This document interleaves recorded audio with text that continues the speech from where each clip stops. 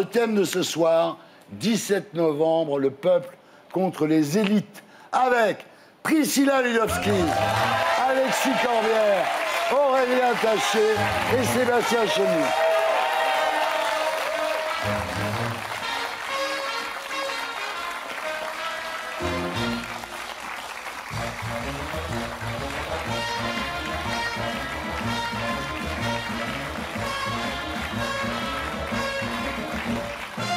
Alors, Priscilla Ludowski, bonsoir. Bonsoir. Vous êtes commerçante et à l'origine d'une pétition réclamant la baisse des prix à la pompe. Bienvenue parmi nous. Alexis Corbière, bonsoir. Vous êtes porte-parole de Jean-Luc Mélenchon et député La France Insoumise de la Seine-Saint-Denis. Bienvenue parmi nous, Alexis. Aurélien Taché, bonsoir. Vous êtes député de La République En Marche du Val d'Oise. Bienvenue parmi nous. Et Sébastien Chenu, porte-parole du Rassemblement National, député du Nord. Bienvenue parmi nous. Mais d'abord, l'édito de Blacko, Magnéto Serge.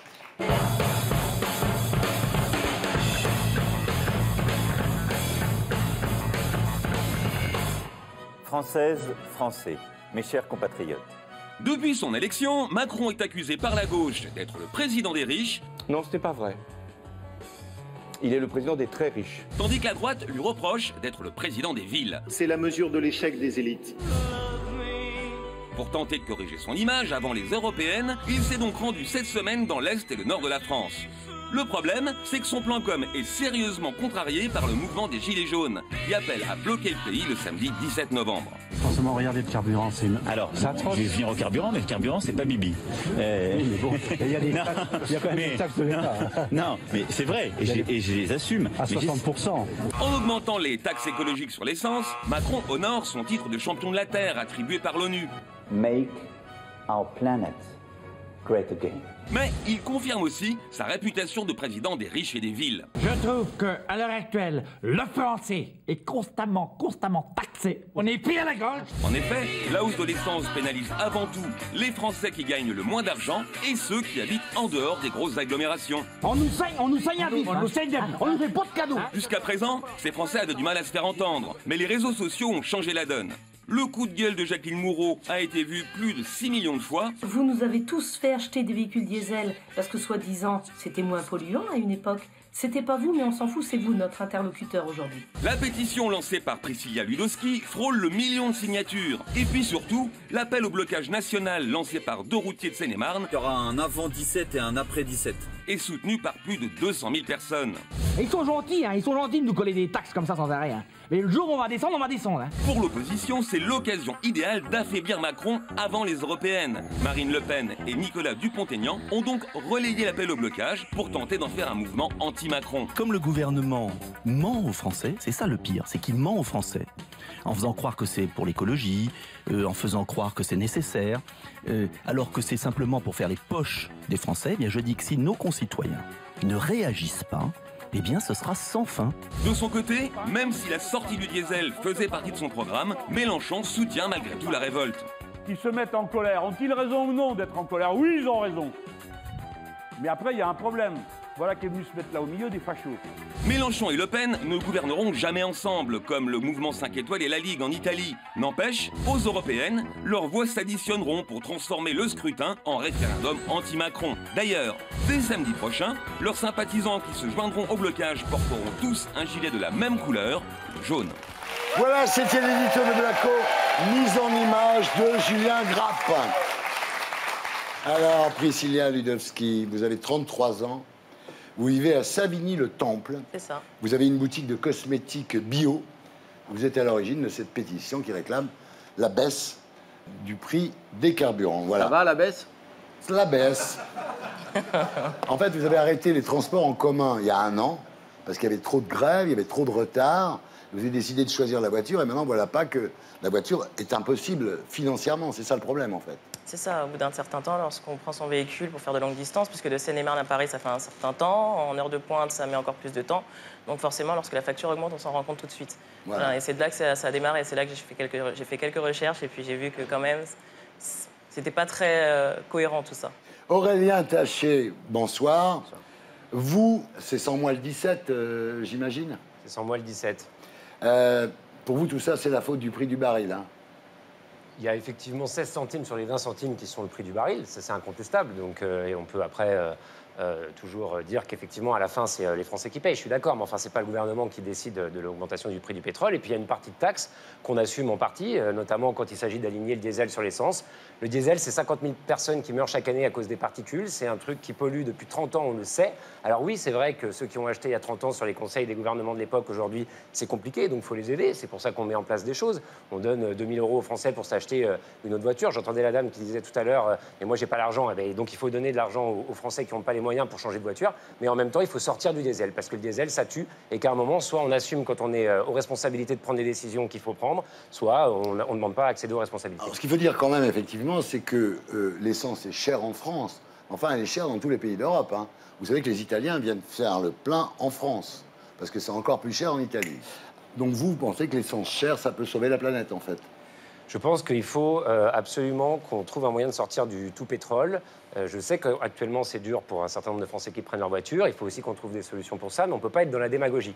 Je suis désolé, quand Jean-Luc Mélenchon propose dans son programme de sortir des énergies fossiles en 2035, quand Alexis Corbière, qui est là, signe un amendement pour dire qu'il faut 500 millions d'euros de plus sur la taxe carbone, elle est où la cohérence d'aller défiler dans la rue avec des appels en plus qui sont relayés par le Front National, si ce n'est uniquement pour surfer sur la colère des Français parce que c'est facile. D'accord, c'est facile, très bien, mais politiquement, c'est pas courageux.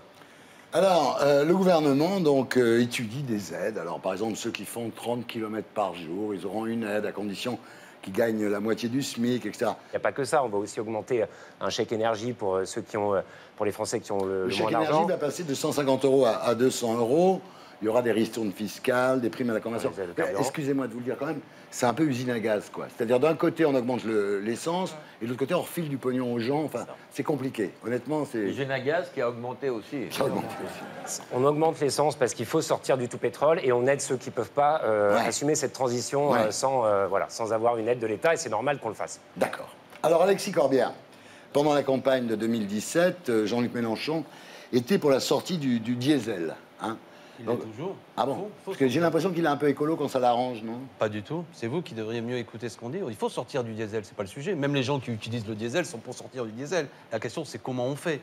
Là, c'est un truc uniquement punitif qui va frapper les gens modestes. On le sait très bien, en raison de problèmes de transport public qui ne sont pas assez développés, de choix qui ont été faits, les cars Macron, par exemple, qui ont été mis en place à la place du rail. On peut discuter de tout ça. Hein, que défend M. Taché, le président de la République qui défend, a dit à un moment donné, on va mettre moins de moyens dans le rail et plus dans les cars qui polluent plus, et on pourrait continuer à acheter. Alors, les éléments de langage du gouvernement, que répète M. Taché, qui ont été déjà dits par De Rugy, c'est de faire croire que nous serions favorables à l'époque à ça. Jamais on n'a été favorable à l'augmentation du diesel à la pompe. Ce que nous avons dit, par contre, c'est que ceux qui utilisent des grandes flottes, des grands groupes qui polluent vraiment, parce qu'il faut savoir qu'un grand transporteur maritime utilise autant qu'1 million de voitures. Oui, lui, il faut le taxer. Et des fois, on a l'impression qu'on fait chier les gens alors qu'il y a voilà, mais par contre, les petits gens, les gens modestes, là, c'est pas eux. Eux, c'est vraiment en bout de la chaîne. Et qu'on le veuille ou non, après, le gouvernement peut nous raconter ce qu'il veut. Ça vient d'être dit par Laurent Baffy, le gaz a augmenté, l'inflation elle est de 2,5%, ça aussi ça augmente, bref c'est de la baisse du pouvoir d'achat. Et il y a un problème, c'est que le gouvernement répète depuis un moment qu'il va augmenter le pouvoir d'achat, et concrètement ce que voient les Français, c'est que le pouvoir d'achat il baisse. Après tout le reste c'est du baratin. Est-ce que le 17 novembre n'est pas non plus pour la France Insoumise l'occasion de prendre une revanche sur toutes ces mobilisations raté qu'il y a eu sur la SNCF, sur la loi travail, etc. Mais raté, je sais pas, on s'est mobilisé. Ah, si, raté, non, mais on avait raison. Vous savez, dans la vie, on se bat, et puis il y a des moments où on gagne, on perd. Là, en l'occurrence, on n'a pas réussi à les faire reculer. Mais moi, je vais être clair sur le 17 novembre. Le 17 novembre, c'est pas nous qui en sommes à l'initiative. C'est des citoyens qui sont pas engagés politiquement, qui votent je ne sais trop quoi. Peut-être pas du tout pour nous d'ailleurs, j'en sais rien. Mais qui ont dit, on lance cette affaire. Je crois que c'est aussi pour ça que ça a eu du succès. C'est que les gens se sont dit, c'est un truc hors partidaire, qui est sur une question. On a peut-être plein de désaccords entre nous sur plein de sujets, mais sur cette question-là, on dit, c'est pas normal que ce soit nous, les gens modestes, qui nous retrouvions taxés une fois de plus. Donc moi, à la fois, je soutiens, mais je respecte le message de on ne veut pas de récupération politique. Voilà ce qu'on dit. Je dis, si le 17, c'est un succès et que le gouvernement recule là-dessus, c'est une bonne chose. Et alors, est-ce qu'il y aura des amis qui seront présents? C'est vrai que c'est parti de la base, c'est un peu voilà, comme et c'est ça qui fait sa force. Et comme je veux que le truc se développe, je ne veux pas donner l'impression que je récupère ou je sais pas quoi. Et je termine pour que ce soit clair. Et c'est vrai qu'après, il y a des forces d'extrême droite qui, après souvent un discours xénophobe, qui le disent aussi. Non, mais il y a des groupes divers, même pas seulement le Rassemblement national. Et moi, j'ai des amis qui sont parfois un peu gênés, qui disent la cause est juste, mais j'ai pas envie de me retrouver aux côtés d'un tel. Bon, je respecte tout ça, mais revenons à l'essentiel. Le 1er janvier, l'augmentation du diesel, c'est scandaleux et ça va frapper particulièrement les catégories moyennes, les catégories les plus modestes. D'accord. Alors, Monsieur Chenu, vous faites partie des forces d'extrême droite qui récupèrent le sentiment populaire. Non, nous, ça fait longtemps qu'on se bat sur ce sujet-là et qu'on avait dénoncé les politiques du gouvernement parce qu'on entend depuis longtemps ce qui se passe dans le pays. Les automobilistes, les habitants de la ruralité, les habitants de la périphérie, ils ont la double, la triple peine. Il y a eu les radars. Il y a eu le contrôle technique dont on a multiplié les critères. Il y a eu les PV de stationnement qui ont augmenté. Il y a eu les 80 km/h dont le bilan d'ailleurs accidentogène sur les routes en termes de mortalité n'est pas bon. À la rentrée, il n'est pas bon. Donc on peut se poser la question. Le gouvernement nous avait chanté cette chanson en disant la main sur le cœur, attention, ça va faire baisser le nombre de morts. Ce n'est pas le cas. Et donc on voit bien que le gouvernement a pris, comme il l'a fait avec les retraités, une cible qui sont des Français qui ne peuvent rien dire. Car quand on a besoin de sa voiture pour se déplacer, on ne peut rien dire devant la pompe à essence, et c'est pour ça que je trouve que c'est particulièrement injuste. Devant la pompe à essence, tous les Français, évidemment, sont au même niveau. Et les Français qui ont besoin de la voiture ne peuvent pas protester. Alors cette manifestation lancée par des citoyens, que nous, on a, sur les sujets sur lesquels on a déjà travaillé il y a très longtemps, qu'on a dénoncé il y a très longtemps, on la soutient. Là, sur l'écologie, sur la transition écologique, cette fiscalité, elle est injuste, je viens de le démontrer, mais elle est hypocrite, puisque l'essentiel de ce que le gouvernement récupère en termes de dividendes, il ne le réoriente pas sur une fiscalité écologique, voire même pire. Le Canard enchaîné l'a déclaré, l'a dévoilé cette semaine. Le budget du ministère de l'écologie est moindre que l'an passé. Par conséquent, ce gouvernement se moque de nous. Il a trouvé la poule aux œufs d'or, comme il l'avait fait avec les retraités, il le fait avec les habitants de la ruralité, il le fait avec les Français qui ont juste le droit de se serrer la ceinture et de la fermer. Moi, je crois qu'il y a quelque chose à développer, c'est l'hydrogène. On investit uniquement 100 millions en France dans le plan hydrogène. C'est ridicule par rapport à ce que font des pays comme la Chine. Là, on a un chemin qu'il faut suivre, sur lequel il faut évidemment accentuer la recherche publique. Vous pensez que les lobbies pétroliers se battent contre le développement de l'hydrogène, par exemple? Ce ne serait pas étonnant. Ce ne serait pas étonnant, mais comme de toute façon la République En Marche défend plutôt des intérêts que des idées, je comprends pourquoi. En attendant, c'est vous qui faites les intérêts du lobby pétrolier, parce qu'en ne voulant pas taxer le diesel, en ne voulant pas augmenter les taxes sur le pétrole, on voit bien. J'aimerais bien réagir là-dessus. Occupez-vous de l'intérêt des Français, je vous laisse répondre tout de suite, mais c'est facile. Encore une fois, je vais vous répondre. Dupont-Aignan, il avait signé l'appel de Hulot pour faire une taxe carbone. Quand on n'est pas aux responsabilités, c'est facile de se dire parce que c'est populaire, on va dire qu'effectivement c'est bien d'aller dans la rue. C'est bien aussi quand on n'arrive pas à mettre les Français dans la rue, d'aller se greffer à des manifestations. Mais enfin, tout ça, c'est quand même totalement irresponsable et ça ne dit absolument rien de ce qu'il faut faire pour sortir du diesel et pour protéger la santé des Français. Je viens de vous donner l'exemple de l'hydrogène. Ce que je trouve tout à fait hypocrite dans tout ça, c'est que voilà, on nous demande d'acheter des véhicules électriques. On nous dit que les véhicules diesel polluent. Oui. On nous dit que les véhicules à essence polluent. Oui, d'accord. Les véhicules électriques, quand on les fabrique, ils sont beaucoup plus polluants que la fabrication d'un véhicule diesel. Quand on les utilise, ils pompent sur déjà. On ne peut pas forcément les charger n'importe où parce qu'il n'y a pas assez de bornes déjà. Et on ne sait pas recycler les batteries. Et en plus, on ne sait pas recycler les batteries. Et à l'utilisation, on pompe sur le nucléaire et sur le charbon parce qu'on s'approvisionne en électricité en Allemagne, d'accord. Donc c'est plus polluant. Donc c'est hypocrite de nous dire on vous taxe pour vous diriger vers de l'électrique lorsque l'électrique c'est plus polluant que le diesel. Allez. Il faut que les choses soient claires. Moi, je suis favorable à ce qu'il y ait une transition écologique. Évidemment, c'est l'obligation de notre siècle. La question, c'est particulièrement, vous savez, moi j'habite en Seine-Saint-Denis, c'est déjà compliqué, mais particulièrement en province. Quand même, vous augmenterez le prix du diesel. C'est une obligation d'utiliser son véhicule dans beaucoup d'endroits. Ouais. Vous ne pouvez pas aller travailler. Vous ne pouvez pas même aller faire vos courses, parce qu'en raison de l'évolution, les petits commerces sont fermés, c'est le supermarché d'à côté. Donc les gens sont piégés. Donc vous ne ferez rien, il n'y a aucune pédagogie là-dedans. À la limite, il y aurait un développement de transport public. Là, on pourrait dire, bon non, il y a un choix qui est fait. Quand tu habites le centre-ville, franchement, c'est pour ça que, bon non, je pense beaucoup de gens qui mettent ça sont totalement déconnectés. C'est facile de dire, il y a les transports en commun qui sont là, on a une alternative. Et franchement, au bout d'un moment, n'importe quel esprit raisonnable se dit, bah, je vais vendre ma voiture. Mais dans beaucoup d'endroits, vous êtes piégés. C'est une trappe dans laquelle on a mis les gens. Et là, donc, clairement, ça frappe ceux qui sont surtout les ruraux, les gens qui, pour aller bosser, sont dans des situations de précarité, de temps partiel subi, où le matin, je vais bosser, je reviens, je vais aller chercher les gosses. Ouais. Bon, donc il n'y a aucune vertu pédagogique. Et là encore, ce qu'il y a de frappant, c'est qu'on augmente ça, mais le CICE, il y a 40 milliards d'argent public qui a été rendu aux grands groupes, notamment les grands groupes pétroliers. Qu'est-ce qu'on leur demande à ces gens Rien. Alors- Donc c'est les gens modestes à la pompe et les grands groupes qui applaudissent en vérité. Bon, moi je suis pas d'accord. Alors, Un mot, Priscilla. Moi, ce que je voudrais dire, c'est que, effectivement, moi, je trouve hypocrite l'argument écologique associé à l'augmentation des taxes. Lorsqu'on nous dit qu'on va abandonner le pétrole, alors qu'à côté de ça, on autorise Total à forer du pétrole en Guyane, encore une fois, et que c'est censé, soi-disant, aller dans le sens de l'environnement, n'est-ce pas? Donc voilà, c'est une chose. Ensuite, on nous dit qu'il faut nous accompagner, et qu'il faut qu'on apprenne à abandonner le véhicule. Dans certaines grandes banlieues, c'est possible parce qu'on alterne avec les transports en commun, qui ne fonctionnent pas très bien, mais dans certaines zones, les gens, effectivement, n'ont pas le choix que de prendre le véhicule. Donc, il faudrait peut-être déjà investir dans des infrastructures de transport pour que les gens puissent se déplacer autrement. C'est pas aujourd'hui, en 2018, qu'on a appris que le diesel et l'essence polluaient. Ça aurait pu s'anticiper. Et les 60% qui ont été pris jusqu'à aujourd'hui, à quoi elles ont servi? Mais moi, je suis d'accord avec vous, mais avant 2018, j'étais pas en responsabilité. Demandez pas à La République En Marche d'assumer ce qui s'est passé avant l'élection d'Emmanuel Macron. On a affaire à des gens. Il n'y a pas de continuité de La République. C'est-à-dire qu'on a affaire à des gens qui vous disent c'est pas moi, c'était celui d'avant. Mais c'est comme ça depuis que je suis tout petit.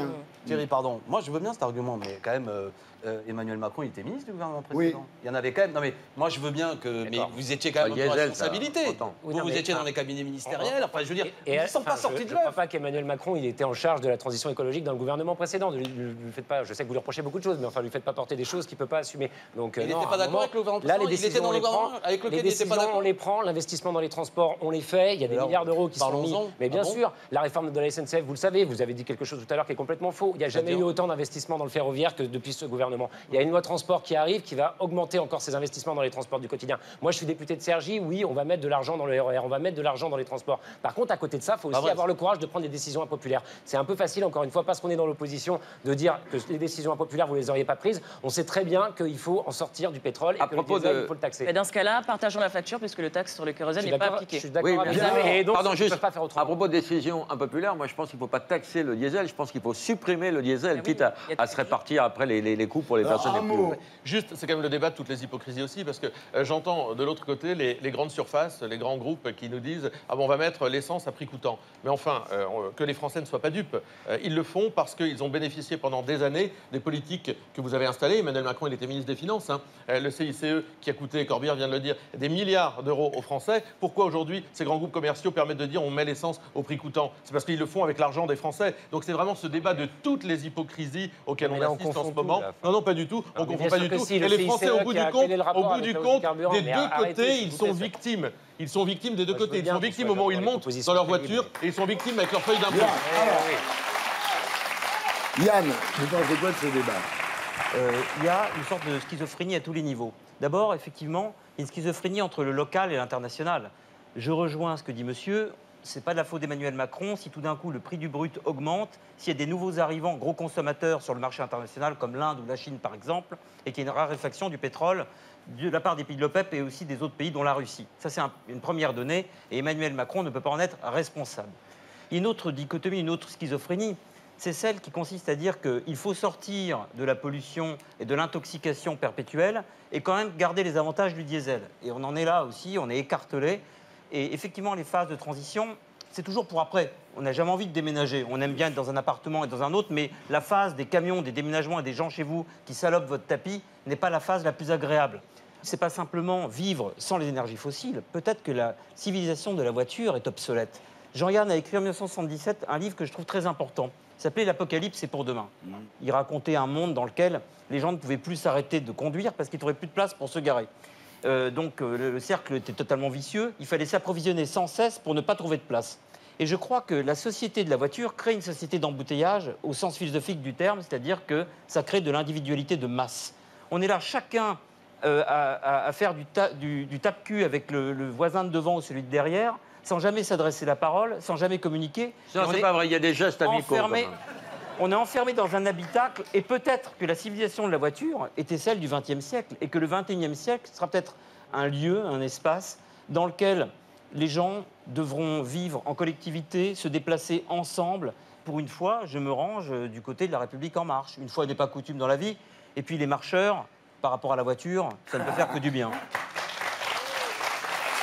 Le 17 novembre, c'est dans une semaine, Vous allez manifester le 17. Moi, je suis pour que... Mais vous allez vous retrouver à côté de Sébastien Chenu, ça vous dérange pas? Premièrement, quand il y a des grandes manifestations, on se retrouve avec des tas de gens qui n'ont pas nécessairement les mêmes opinions sur des tas de sujets. D'accord? Donc, il y aura peut-être des gens qui pensent que Marine Le Pen est la réponse. Je pense qu'ils ont tort. Mais si sur une question, on peut se retrouver, si le peuple peut se rassembler sur une question et faire reculer cette logique... C'est incroyable. C'est ce jour-là, on va voir dans la rue, côte à côte, Alexis Corbière et Sébastien Chenu.